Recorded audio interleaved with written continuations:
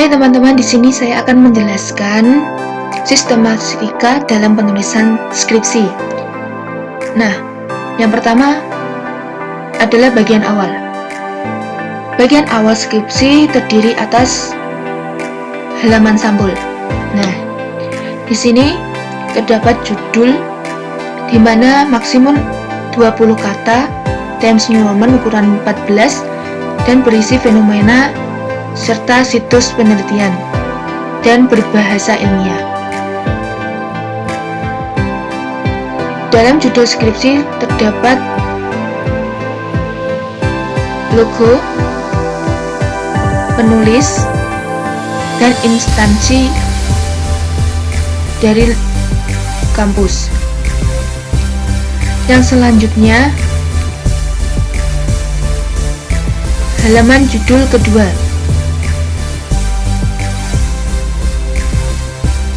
Setelah itu dilanjutkan oleh halaman persetujuan, di mana terdapat judul penelitian yang maksimum 20 kata,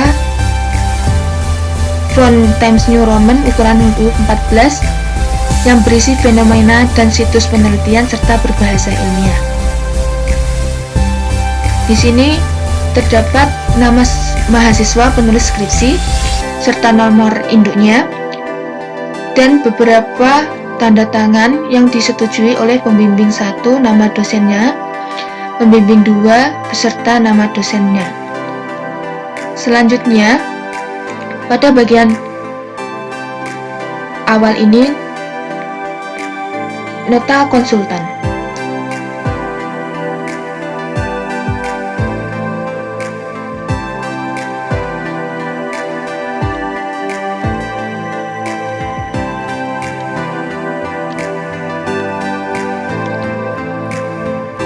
Dan dilanjutkan nota pembimbing.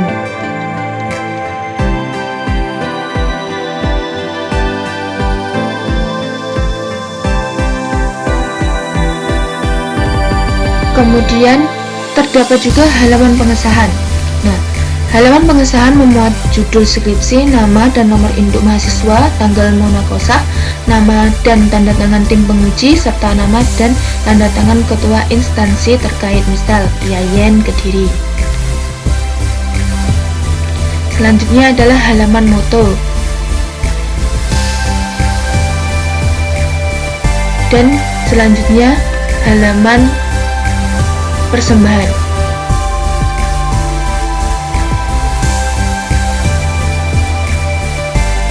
Setelah halaman persembahan dilanjutkan oleh kata pengantar, di mana kata pengantar ini sekurang-kurangnya memuat penjelasan mengenai adanya tugas pembuatan skripsi, informasi tentang pembimbingan atau arahan dan bantuan yang diperoleh.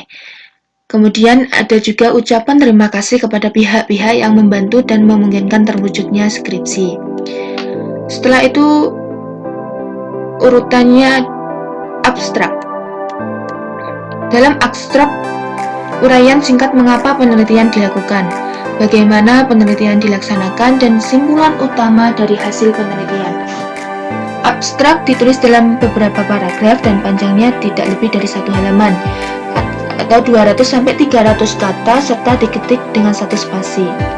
Abstrak ditulis dengan urutan kata abstrak, ditulis dengan huruf kapital dan diletakkan di tengah atas.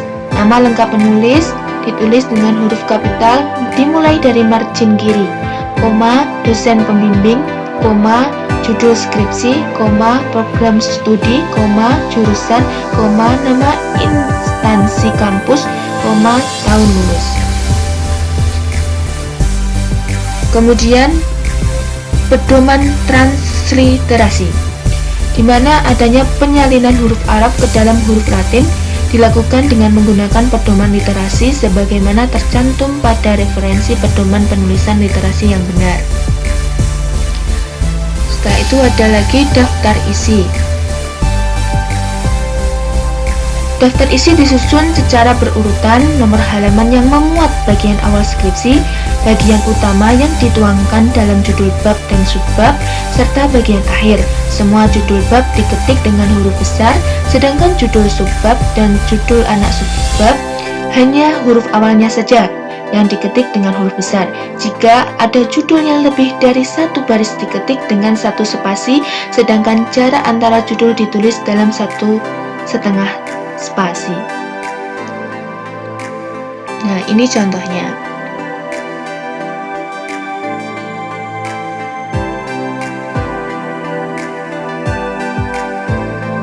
Kemudian ada daftar tabel di mana memuat nomor tabel yang ditulis angka Arab, judul tabel, dan dalam nomor halaman setiap tabel. Judul tabel harus sama dengan judul tabel yang terdapat di dalam skripsi.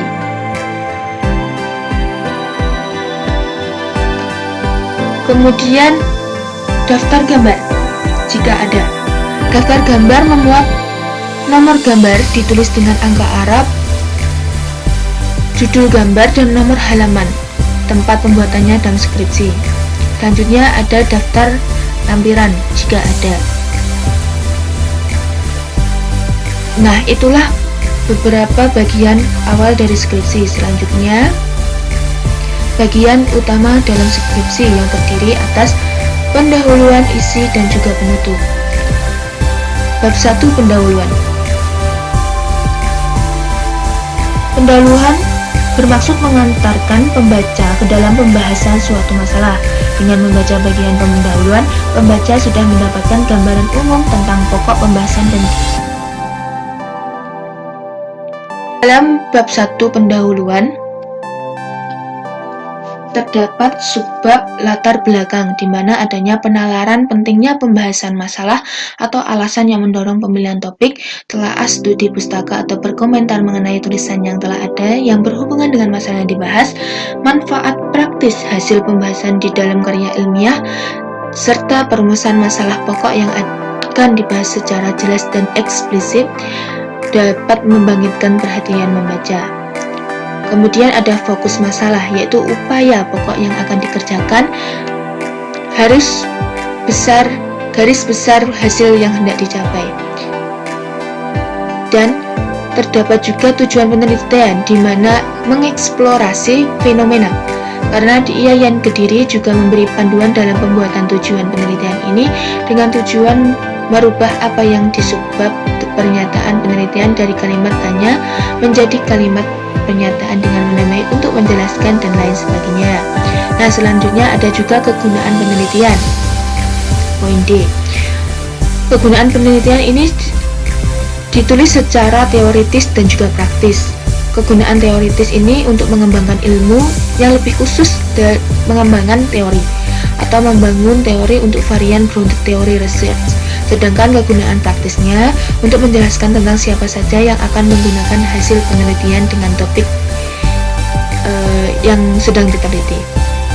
Selanjutnya ada batasan pembahasan, di mana adanya perincian masalah yang dibahas, pembatasan masalah yang dibahas, dan perumusan masalah istilah secara cepat.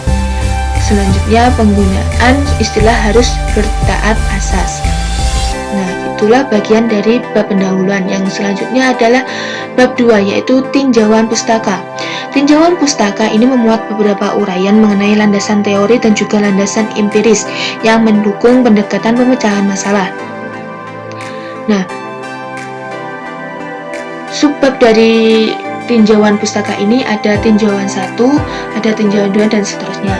Selanjutnya bab 3, di mana metodologi penelitian. Dalam bab ini memuat uraian tentang metode dan langkah-langkah penelitian secara operasional yang menyangkut pendekatan penelitian, kehadiran peneliti, lokasi peneliti, sumber data, prosedur pengumpulan data, analisis data, pengecekan keabsahan data, dan tahap-tahap penelitiannya. Nah, pada subbab ini ada pendekatan dan jenis penelitian, bahwa dijelaskan mengenai pendekatan yang digunakan. Misalkan pendekatan kuantitatif, maka peneliti harus menyertakan alasan-alasan singkat mengapa pendekatan ini digunakan. Kemudian lanjut, ada lagi kehadiran peneliti. Selanjutnya, lokasi penelitian, di mana mengidentifikasi karakteristik lokasi dan alasan memilih lokasi serta bagaimana peneliti memasuki lokasi tersebut. Selanjutnya, sumber data. Bagian ini peneliti menguraikan jenis data, sumber data, dan teknik pengumpulan data dengan keterangan yang memadai. Uraian tersebut meliputi data yang apa saja yang dikumpulkan, karakteristiknya, siapa subjek dan informan penelitian, serta ciri-cirinya, sehingga kredibilitasnya terjamin. Selanjutnya ada prosedur pengumpulan data. Pada bagian ini diuraikan teknik pengumpulan data yang digunakan, misalnya observasi, wawancara, dan juga dokumentasi. Analisis data. Bagian analisis data ini berisi uraian proses pelacakan dan pengaturan secara sistematis, transkrip wawancara, catatan lapangan, dan bahan-bahan lain agar peneliti dapat menyajikan penemuannya. Yang terakhir, pengecekan keabsahan temuan. Pada bagian ini memuat uraian mengenai usaha-usaha peneliti untuk memperoleh keabsahan temuannya agar diperoleh temuan dan interpretasi yang absah. Dan selanjutnya adalah bab 4, yaitu paparan data dan juga temuan penelitian. Bab ini memiliki subbab, yaitu yang pertama, paparan data, di mana adanya uraian tentang data yang diperoleh dengan menggunakan metode dan prosedur yang telah diuraikan dalam bab 4 tadi. Selanjutnya, yang kedua adalah temuan penelitian.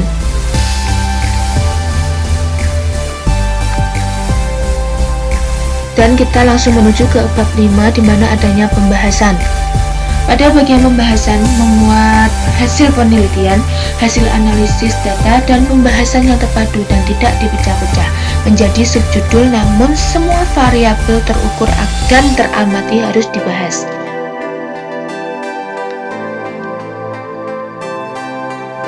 Selanjutnya adalah bagian bab 6, yaitu penutup, di mana adanya kesimpulan, yaitu memuat pernyataan singkat mengenai hasil penelitian dan analisis data yang relevan dengan permasalahan yang bersifat kualitatif atau kuantitatif. Kemudian juga ada saran-saran, di mana memuat ulasan mengenai pendapat peneliti tentang kemungkinan dan pemanfaatan hasil penelitian yang lebih lanjut. Selanjutnya adalah bagian akhir. Yang sebutkan tadi itu adalah bagian dari utama yang terdiri dari beberapa bab. Yang selanjutnya adalah bagian akhir, di mana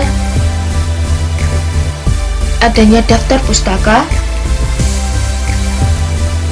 yang merupakan daftar buku, majalah, artikel di dalam majalah atau surat kabar, atau artikel di dalam kumpulan karangan atau antologi yang digunakan sebagai acuan di dalam pengumpulan data, analisis, pembahasan, atau penyusunan karya ilmiah.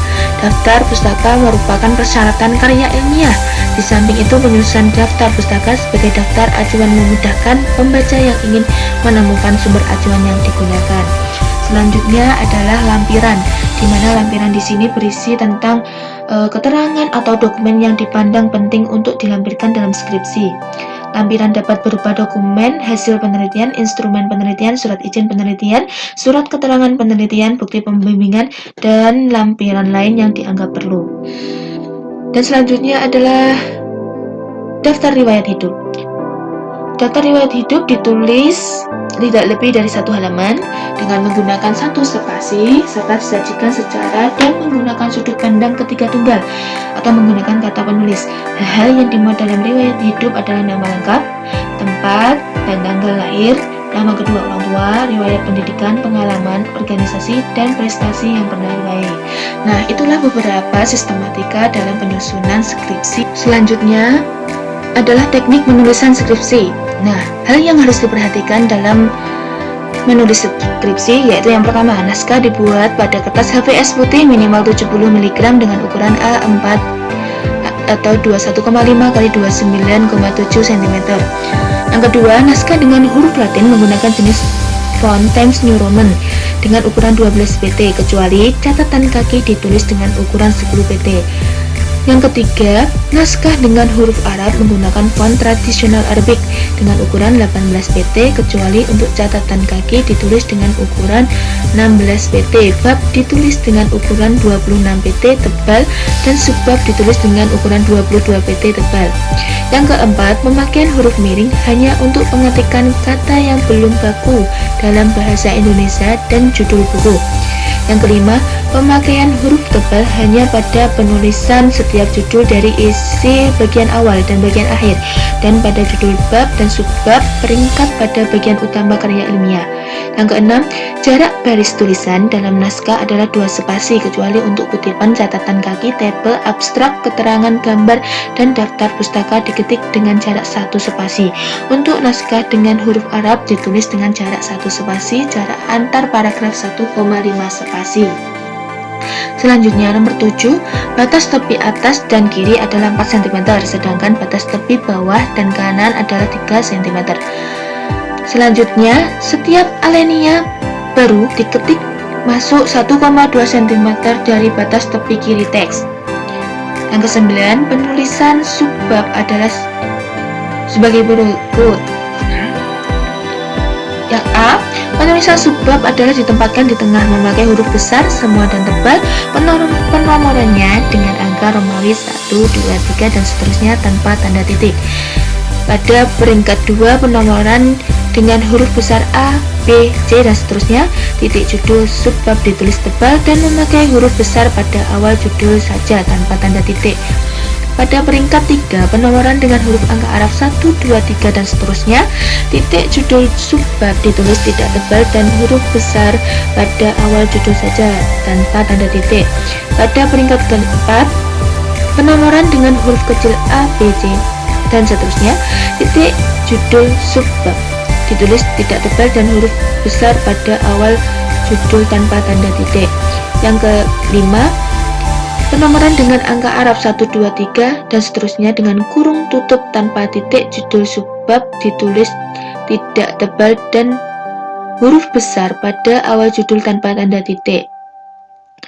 Dan yang terakhir, butir uraian atau contoh yang bersifat hierarkis ditulis dengan penomoran angka atau huruf kecil dalam kurung, sedang yang bersifat non-hierarkis ditulis dengan tanda hubung. Kemudian yang nomor 10, penomoran halaman. Bagian awal sebelum bab pertama diberi nomor urut dengan menggunakan angka Romawi kecil dan diketik pada bagian tengah bawah. Untuk naskah berbahasa Arab menggunakan huruf Arab. Bagian utama, bab dan daftar pustaka diberi nomor urut dengan menggunakan angka Arab 1, 2, 3 dan seterusnya, dan diketik pada bagian kanan atas, kecuali halaman pertama setiap bab ditulis pada bagian tengah bawah. Kemudian yang ketiga, tabel dan gambar diberi nomor urut dengan angka Arab.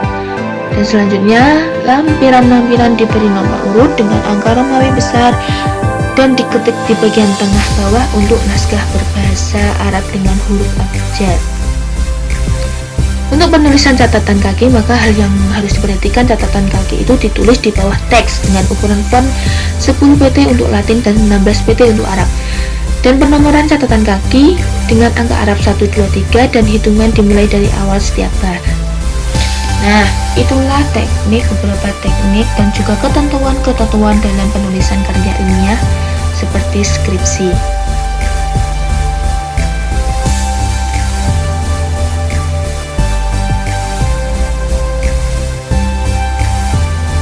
Oke teman-teman, selanjutnya dokumen atau karya penting seperti skripsi atau tesis tentu bernilai sangat tinggi bagi Anda kan? Dan sudah barang tentu Anda tak ingin siapapun mengubah atau melakukan modifikasi dengan alasan apapun. Nah, untuk itulah Anda perlu melindungi dokumen dengan trik khusus.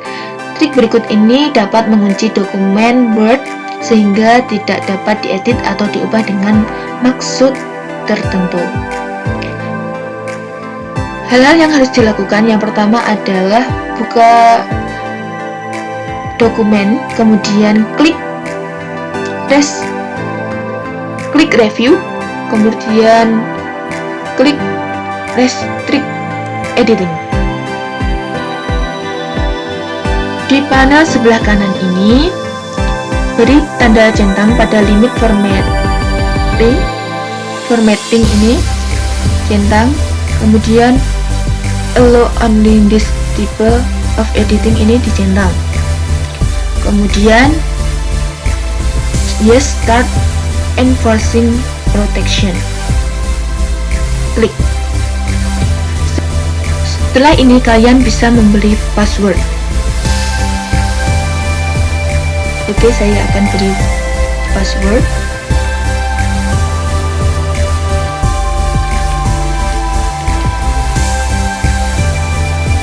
Setelah memberi password, klik OK.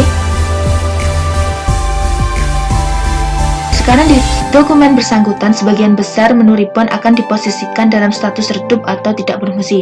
Jika seseorang mencoba untuk mengedit dokumen, mereka akan mendapatkan notifikasi larangan sementara dokumen tidak akan merespon perubahan.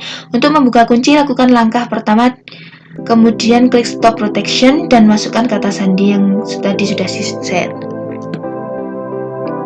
Nah, selanjutnya teman-teman, saya akan berbagi informasi kepada kalian mengenai teknik mengatur default pada Microsoft Word.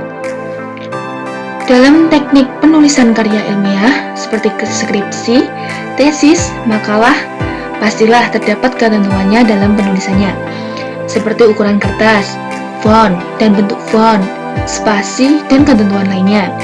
Terkadang ketika kita ingin mengerjakan, kita harus merubah terdahulu atau mengatur ketentuan-ketentuan dalam penulisan karya ilmiah. Dan hal tersebut pasti membutuhkan waktu yang lama.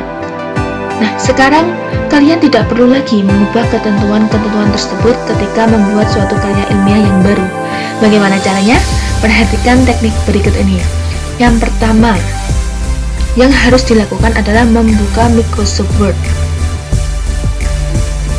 Dalam ketentuan karya ilmiah, naskah dengan huruf Latin menggunakan jenis font Times New Roman.